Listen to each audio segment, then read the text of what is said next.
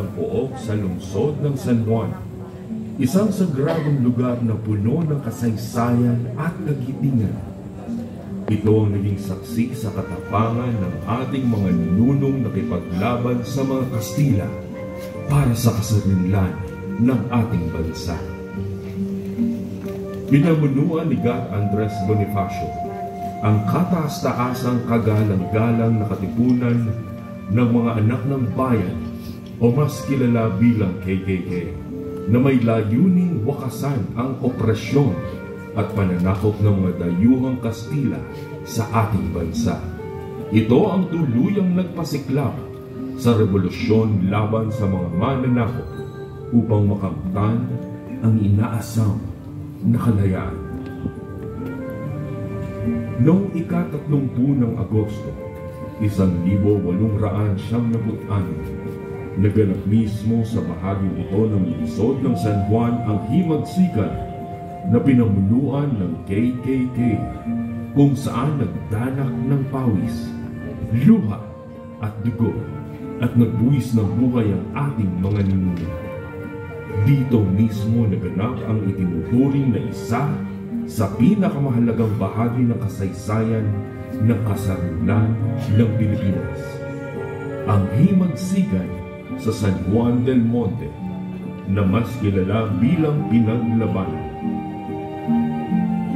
Buo man ang determinasyon at may kumpleto at mas magagandang armas noon ang mga Kastila, mas nanaig pa rin ang pagmamahal sa bansa at ang masidhing pagnanais ng ating mga ninunong bayan na ipaglaban at iligtas ang bansang Pilipinas mula sa kamay ng mga Kastila.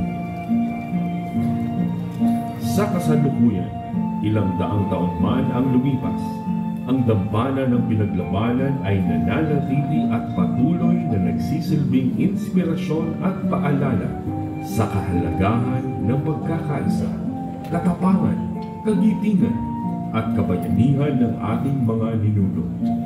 Mula noon hanggang ngayon, ang dambana ng pinaglabanan ang simbolo ng kasarinlan sa ating bansa. Sa ating paggunita sa katapatan, katapangan, kagitingan at pagmamahal sa bayan ng ating mga bayani ng pinaglabanan, muli rin natin alalahanin at isabuhay ang kanilang mga sakripisyo sa ating layuning magkaroon ng pagkakaisa patungo sa mas magandang kinabukasan para sa mga susunod pang henerasyon at sa paghubog sa mga magiging bayani sa lungsod ng San Juan sa makabagong panahon.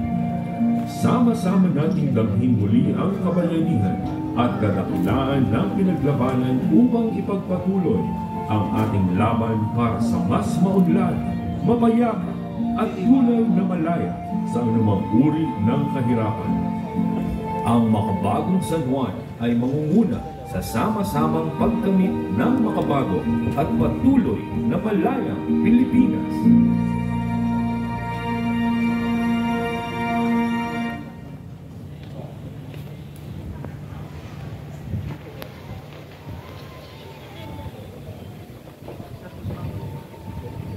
Nagawa mo sa katrabaho kaya merong magandang kinabukasan dahil sa